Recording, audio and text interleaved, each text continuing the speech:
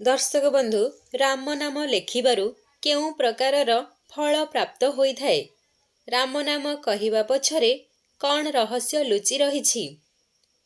एही नामर महिमा एते अपार जे केवल राम लेखिबा बा कहिबा द्वारा मनुष्य को एते फल प्राप्त होइथाए। आपण निश्चय कौनसी व्यक्ति को लाल कलम रे राम नाम लेखिथिबार देखिथिबे। राम नामर दुईटी अक्षर रे समस्त शांति समाहित होई रही थाए। कुहंती लेखरे भाई राम राम, एहा बहु सुखदायी। जेउ माने एहा लेखंती से माने कुहंती जे राम नाम निजे एक मंत्र, जहा लेखिबा द्वारा जीवन रे अनेक प्रकारर परिवर्तन आसी थाए। कली जुगरे राम नाम एही महामाई संसारर भवसागररु पार कराइबारे सक्षम होई थाए। हिंदू धर्मशास्त्र अनुसारे जदि आपण श्रीरामंकर नाम नियंती ताहा उत्तम, किंतु जदि आपण श्रीराम लेखंती ताहा आहुरी उत्तम। बंधुगण, राम नामर एही दुईटी अक्षर रे समग्र रामायण एवं समग्र शास्त्र समाहित होई रहिछि। पुराण रे लेखा होइछि जे ज्ञान, धर्म, ध्यान, जोग और तप आदि सबु कलिजुगरे व्यर्थ हेब, किंतु राम नामर जप ही मनुष्य को भवसागररु पार करिब। बंधुगण, राम महिमा अपार अटे। राम निजे कहिछंती राम ठारु बड़ राम नाम।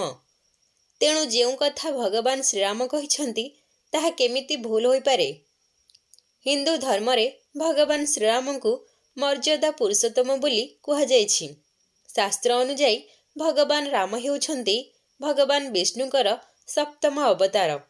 आम धार्मिक ग्रंथ रे अनेक प्रकारर विधि वर्णना करा जाइछि, जहाकु आमे आम दैनंदिन जीवन रे अनुसरण करू। तेणु आमे आम जीवन रे आसुथिबा समस्त बाधा को आमे सहजरे पार करि परिबा। हिंदू धर्म शास्त्र अनुसारे संसार रे राम नाम ठारु बड़ आउ किछि भी नुहे। कुहा जाए जे राम बिना एक पत्र मध्य हली पारे नाही। राम नामर प्रत्येक अक्षर रे सुखर प्राप्ति रहिछि।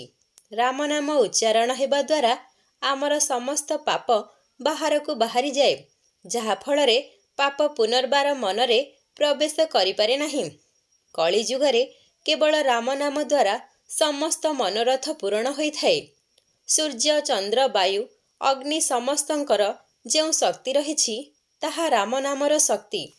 दुनिया एक दिगरु अन्य दिगकु चालीगले मध्य, सबु किछि बदली गले मध्य राम नाम सदा अपरिवर्तित रहिब। कुहा जाए जे जदि प्रतिदिन राम नामर मंत्र जप करंती तेबे आपणकर सबो अधूरा मनोकामना निश्चय पूर्ण हेब। भगवान रामक सहित जड़ित एही मंत्रर जप करिबा द्वारा घरे आसुथिबा जे कोनोसी असुविधा दूर होई जाई थाए। मनुष्य जीवन रे आसुथिबा समस्त बाधा धीरे धीरे शेष होई जाए एवं ताहाकु प्रत्येक कार्य रे सफलता मिलिबा आरंभ हुए। महामंत्र जोई जपत महेश, काशी मुकुटी हेतु, उपदेश महिमा जासु, दान गणराज, प्रथम पूजत नाम प्रभातम। अर्थात जेउ महामंत्री को महेश्वर श्री शिवजी पूजंती, जहार उपदेश काशीर मुक्तिर कारण हुए एवं जहार महिमा गणेश जी जानती, जहार प्रभावरु से प्रथमे पूज्य पाती।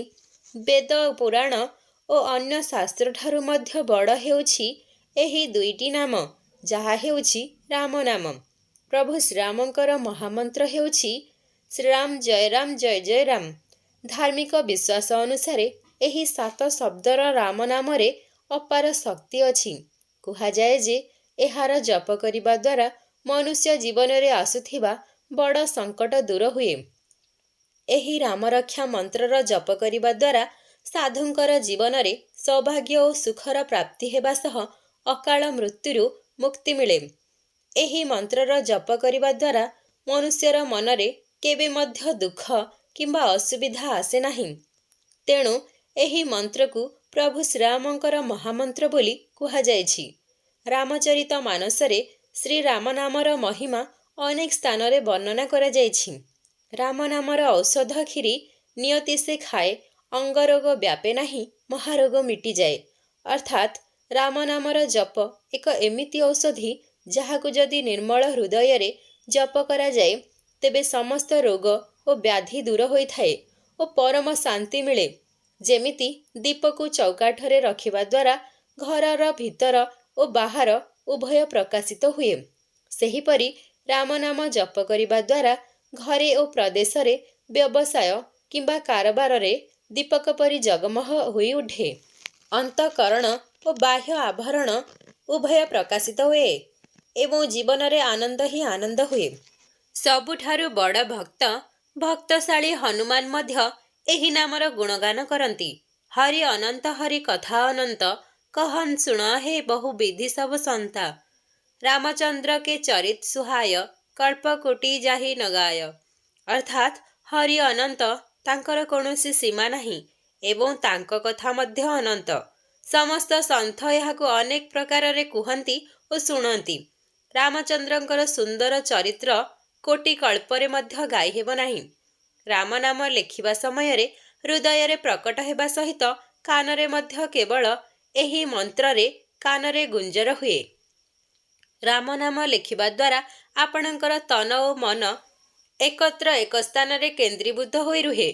ଏହା ଇନ୍ଦ୍ରିୟଗୁଡ଼ିକୁ ସଂଯମ ରଖିବାରେ ସାହାଯ୍ୟ କରେ। ଏହି ନାମ ଲେଖିବା ଦ୍ୱାରା ଆପଣ ସବୁବେଳେ ରାମ ଭକ୍ତର ମାର୍ଗରେ ସଂଯୁକ୍ତ ରହିଥାନ୍ତି ଏବଂ ଏହା ଆପଣଙ୍କୁ ମୁକ୍ତି ପ୍ରଦାନ କରିଥାଏ। ଯେତେବେଳେ ମନୁଷ୍ୟ ମୁକ୍ତ ଥାଏ ସେତେବେଳେ ତାହାର ମନ ସବୁଠାରୁ ଅଧିକ ଭାଗେ।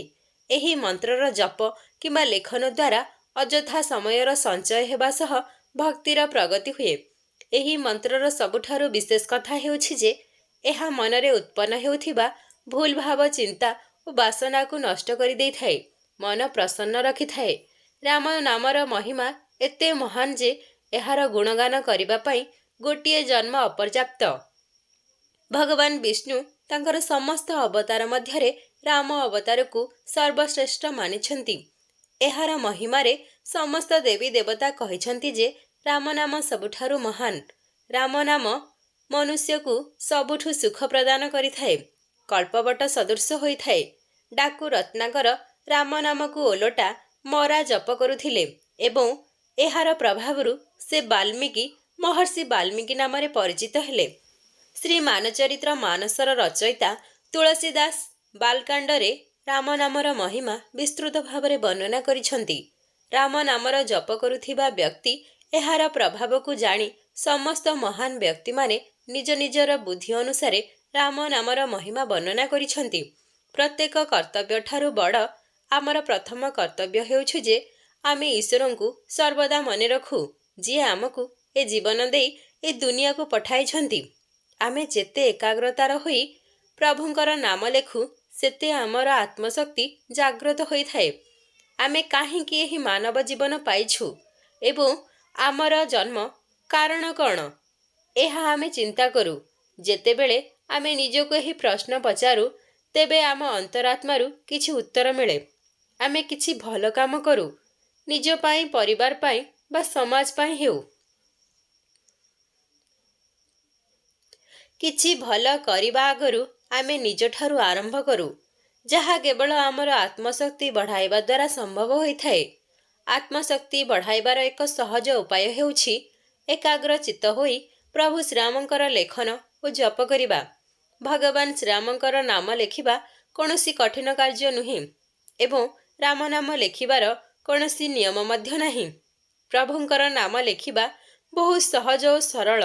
ପ୍ରଭୁଙ୍କ ନାମ ଯେକୌଣସି ସମୟରେ ଓ ଯେକୌଣସି ସ୍ଥାନରେ ଲେଖାଯାଇପାରେ। ଲୋକମାନେ ଏହାକୁ କପିରେ ମଧ୍ୟ ଲେଖନ୍ତି। ଜୀବନ ରକ୍ଷକ ନାମ ପ୍ରଭୁ ରାମ ନାମର ଉଚ୍ଚାରଣ ଦ୍ୱାରା ଜୀବନରେ ସକାରାତ୍ମକ ଶକ୍ତିର ସଞ୍ଚାର ହୋଇଥାଏ। ଯେଉଁମାନେ ଧ୍ୱନି ବିଜ୍ଞାନ ସହ ପରିଚିତ ଅଟନ୍ତି ସେମାନେ ଜାଣନ୍ତି ଯେ ରାମ ଶବ୍ଦର ମହିମା ଅପାର ଅଟେ। ଆପଣ ଅତି କମ୍ରେ ଗୋଟିଏ ମାସ ପାଇଁ ରାମ ନାମ ଜପ କରି ଦେଖନ୍ତୁ, ତାପରେ ଚମତ୍କାର ଦେଖନ୍ତୁ। ଯେତେବେଳେ ଆମେ ରାମ ନାମ କହୁ ତେବେ ବାଲି ଓ ବାୟୁର ଏକ ବିଶେଷ ଆକୃତିର ନିର୍ମାଣ ହୋଇଥାଏ। ସେହିପରି ଚିତ୍ତରେ ମଧ୍ୟ ଏକ ବିଶେଷ ଲୟ ଆସିଥାଏ। ଯେତେବେଳେ ମନୁଷ୍ୟ ଲଗାତାର ରାମ ନାମ ଜପ କରୁଥାଏ ତେବେ ରୋମ ରୋମରେ ପ୍ରଭୁ ଶ୍ରୀରାମ ବାସ କରନ୍ତି, ଅର୍ଥାତ୍ ଶରୀରର କୋଣ କୋଣରେ ପ୍ରଭୁଙ୍କର ବାସ ହୋଇଥାଏ ଏବଂ ତାହାର ଚାରିପାଖରେ ସୁରକ୍ଷାର ଏକ ମଣ୍ଡଳ ନିର୍ମାଣ ହୁଏ।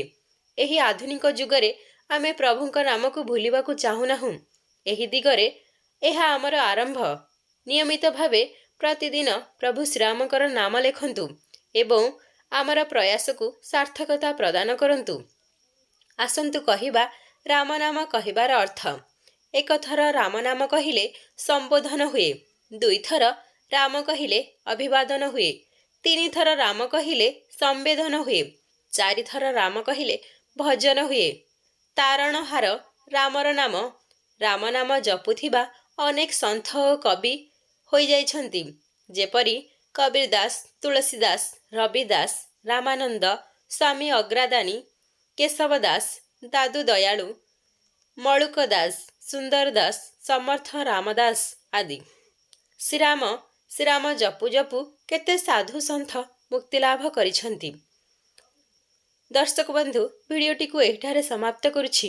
ଯଦି ଆପଣମାନଙ୍କୁ ଏହି ଭିଡ଼ିଓଟି ବହୁତ ଭଲ ଲାଗିଛି, ତେବେ ଦୟାକରି ମୋ ଚ୍ୟାନେଲ ମାନି ଭଏସ୍କୁ ଗୋଟିଏ ଛୋଟିଆ ସବସ୍କ୍ରାଇବ୍ କରି ଛୋଟିଆ ଲାଇକ୍ଟେ କରିଦିଅନ୍ତୁ। କମେଣ୍ଟରେ ଏବଂ କମେଣ୍ଟ ମାଧ୍ୟମରେ ଜୟ ଶ୍ରୀରାମ ଲେଖିଦିଅନ୍ତୁ।